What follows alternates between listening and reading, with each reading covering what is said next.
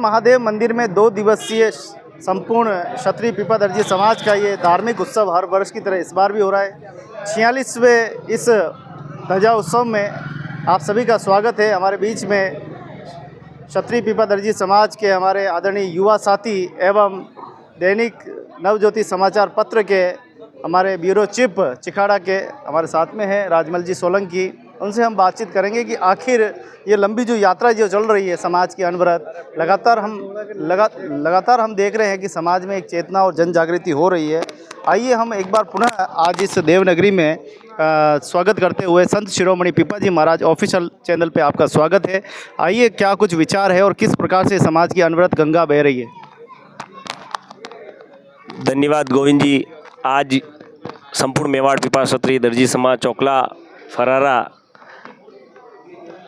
की ये भजन संध्या एवं ध्वजा पूजा अर्चना का कार्यक्रम रात्रि में होगा।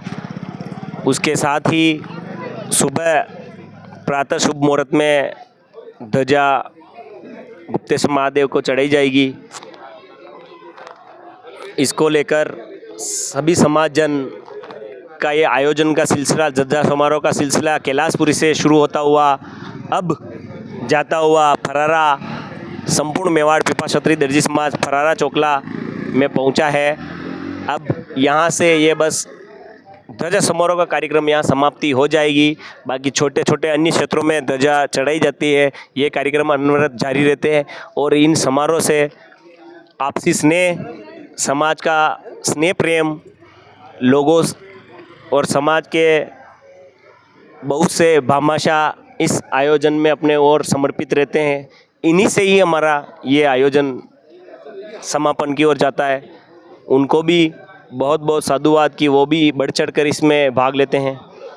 और जो युवा जोश इस समाज का इन प्रोग्रामों में देखने को मिल रहा है, जैसे कि पहले बहुत समय, आज से 5 साल पहले देख लें तो इन समाजों के आयोजन बड़े बुजुर्ग वगैरह ही करते थे, उन तक सीमित था। लेकिन आज जो देखने को मिल रहा है युवा जोश, जितने पुरुष होंगे उतने ही युवा आपको यहाँ पर दिखाई देते हैं और बढ़ चढ़कर वो इसमें भाग लेते हैं और एक उत्साह के साथ आनंद की अनुभूति होती है। आप संत शिरोमणि पीपाजी महाराज ऑफिशियल चैनल के माध्यम से हमारे पीपाजी आराध्य देव का जो लाइव टेलीकास्ट करते हैं, आप भी इसमें समाज को जागृत करने में आपका भी भरपूर योगदान आप देते हो।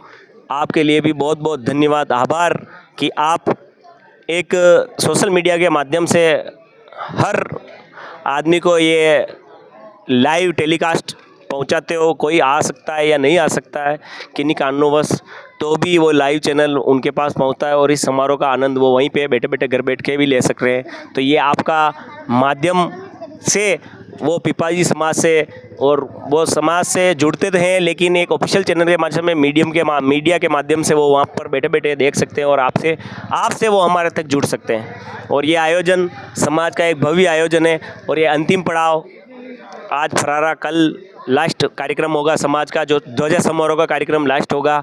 ये फरारा महादेव में लास्ट कैलाशपुरी से चलता है। ये लगभग 2 महीने के बीच में 6 चोकलों में कार्यक्रम होता है, जैसे बिंडर हो गया, मातृकुंडिया हो गया, अपने कटार हो गया, 4 बुजाजी हो गया।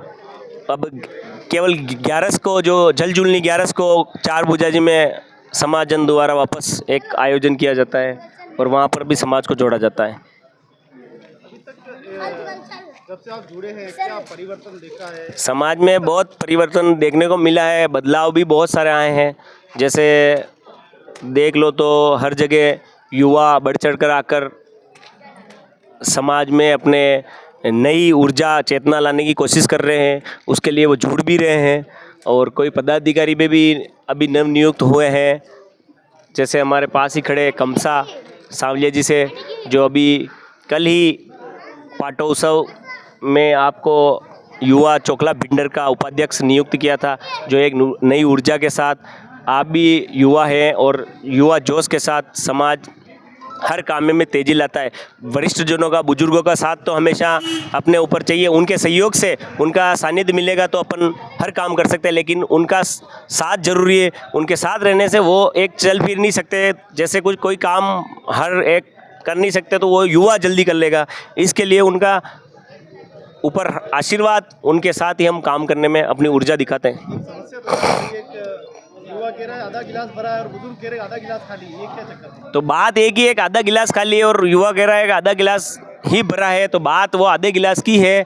बस आधे गिलास में आप समझ जाओगे समाज है तो बहुत बड़ा समाज है, पर है मुट्ठी भर, लेकिन उनमें भी होता है कि चलो समाज का उत्थान नई ऊर्जा के साथ हमारा ये कार्यक्रम होते हैं और इससे समाज जुड़ता है। हर क्षेत्र में कार्यक्रम होते हैं ताकि लोग बाग जुड़े। जैसे 60 गांव, किसी में 60 गांव, चौकले में 60 गांव आते हैं, किसी में 50 है तो किसी में 40 है, किसी में 20 है, तो हर चौकले वाइज लोग आपस में उधर के जुड़ते हैं, चलते ही रहते हैं ये अनवरत कार्यक्रम। पत्रकार एक शब्दों का विश्लेषण करके वो उसमें जान फूंकने की कोशिश करता है, लेकिन कहीं फिर भी बेजान रह जाता है, ये क्या है? ये तो पत्रकार है ही, पत्रकार चीज़ है जो देश का चौथा स्तंभ है। वो जो किसी को नहीं दिखता वो पत्रकार को नजर आता है, लेकिन है। पर अब अपन समाज के हैं, समाज का करना ही है, खबर प्रकाशित करनी है तो हो जाएगी, ये अपना काम है, करना ही है। और जब से हम जुड़े हैं, जैसे आपसे भी, हमारे से भी समाज जुड़ा है, तब से समाज ने समाचार पत्र पत्रिकाओं के माध्यम से संदेश हर क्षेत्र में पहुंचाया है कि पीपा क्षत्रिय दर्जी समाज भी कुछ कार्य करता है। जैसे हर उत्सव कर रहे हैं, पीपा जयंती निकल रही है, तो अपनी पत्र पत्रिकाओं में अपना न्यूज़ लगने से एक समाज में नई चेतना आई है। ठीक है सब। नाम पर मेरा नाम कमलेश टेलर सांवरिया जी रहता हूँ। और सबसे पहले तो पीपा जी महाराज की जय, जय एकलिंगनाथ, जय सांवरिया सेठ की, जय कुंदेश्वर महादेव की। और आज यहाँ जो आयोजन हो रहा है उसमें मैं और राजेश जी आज ही आए हैं, अभी आए हैं थोड़ी देर पहले। और जो समाज के वरिष्ठ नागरिक आए हैं तो इनसे हमें थोड़ा बहुत सीखने को मिल रहा है। इसी के साथ हम यहाँ आए हैं कि थोड़ा बहुत इनसे हम कुछ सीख सकें।